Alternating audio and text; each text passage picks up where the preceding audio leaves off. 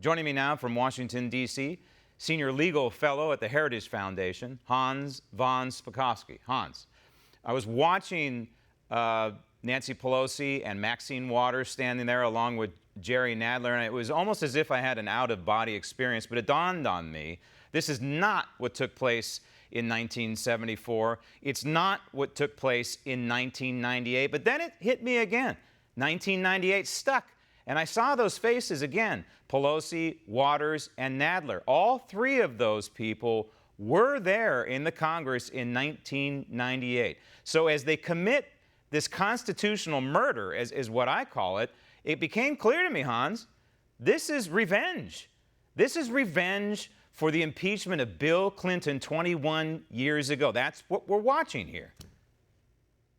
Well, that may be, and keep in mind that they all were against impeaching Bill Clinton, despite the fact that there was evidence clearly showing that he had actually broken federal law. He had perjured himself under oath in a deposition. Here, as one of my colleagues is saying, they're basing impeachment on facts, not in evidence. You know, they keep saying that the president solicited interference in the 2020 election. You can read entirely through the transcription of his phone call with the president of Ukraine, and there's nothing like that in there. Right. So let's go through these phony charges, shall we? And by the way, we should be noted, you know this, that Bill Clinton didn't just perjure himself once. He perjured. There were multiple counts of a federal crime committing perjury. Nothing of the sort here with President Trump. So look at Article Impeachment number 1. This would be the vague term, Hans, of abuse of power. It's an extremely vague term, and that's the reason the Democrats are seizing upon this, ostensibly accusing the president of asking for political favors to, quote, affect the outcome of 2020. That is such a reach for his personal benefit, they say. He solicited Ukraine to interfere in 2020 like he did in 2016 and did damage ostensibly again to national security. I don't see it. I don't see it. Hans, can you explain to me where the damage to national security was when you're dealing with one of the top countries in the world for corruption? It isn't. It was a perfectly legitimate inquiry for the president to ask the Ukrainian president about corruption inside Ukraine. Everyone knows that Ukraine has had a continuing problem with corruption, and when we're going to give them hundreds of millions of dollars, we want to be sure that money is not going to end up in the pockets of individual members of the government. And yeah, he did ask about Joe Biden, but that, like I said, is a legitimate inquiry. He wasn't asking about Joe Biden as a candidate. He was asking about actions that Joe Biden took when he was the vice president of the United States, and has admitted that he actually threatened, that is Biden threatened to withhold U.S. aid unless the Ukrainian government fired a prosecutor who was engaging in a corruption investigation of a company employing who? The president's son. So that is a very different matter. And in any event, of course, the aid was only held up for a short time, which is nothing unusual in the foreign policy area. Ukraine never actually started an investigation. So there's no there in what happened. Can I take a quick sidebar with you and the Joe Biden matter, constitutionally speaking? I believe that what the Democrats are perpetuating on the American people is a smokescreen, is a cover for what Joe Biden did. And I have argued on this program, Hans, I want to get your thoughts on this, that it was Joe Biden who violated the emoluments clause of the United States Constitution because he got something tangible on behalf of his son in exchange for this order to fire a prosecutor. And oh, by the way, I think he could also be accused of obstructing justice in Ukraine.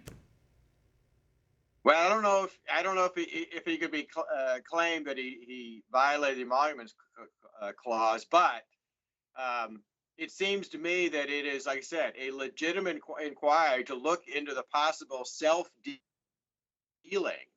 of the Biden family and whether or not Joe Biden misused the powers of his office to basically cover up and stop a corruption investigation that could have involved his son, who, by the way, earned what, over $3 million from a company in an area, an industry he has no experience in. He didn't go to any meetings of this board. Apparently, Ukraine doesn't even speak the language. That makes it pretty clear why he was hired. All right, let's go to impeachment article number 2.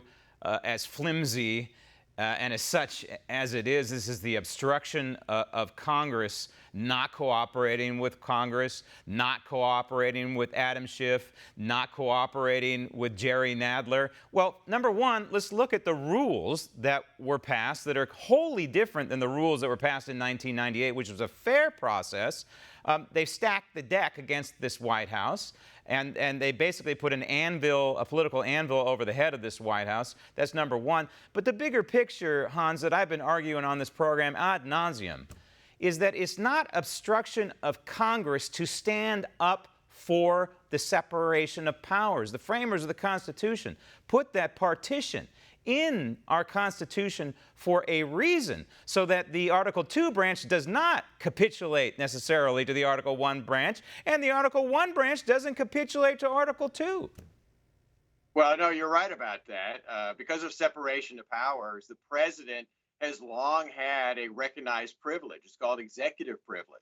And Congress does not have a constitutional right to the communications and advice he receives from his advisors inside the White House and throughout the executive branch. If, in fact, that was an impeachable offense, then I wonder why no one impeached President Obama for refusing to turn over documentation information about Operation Fast and Furious. He asserted executive privilege there, and everyone, while they didn't like it, realized that is a right of every president, has been since George Washington. Right. I think what the DOJ ought to do is start investigating Adam Schiff and how he obtained, and I think illegally, these phone records that he infused in his impeachment report. I think the DOJ ought to start investigating that, and then demanding his phone records and his communications, especially around July 25, 26, after the phone call, and communications with the whistleblower, and see how the shoe fits on the other foot for Adam Schiff, and this demand from the Article 2 branch, then, of the Article 1 branch of government. As we like to say on the golf course, Hans, reverse the bet. And I don't think Adam Schiff, from a constitutional perspective, would like the bet reversed. Hans, thank you. Want to see more videos like this? Click on the link below and subscribe to One America News on YouTube. And call your cable provider and kindly demand that One America News is added to your lineup. Call and subscribe today.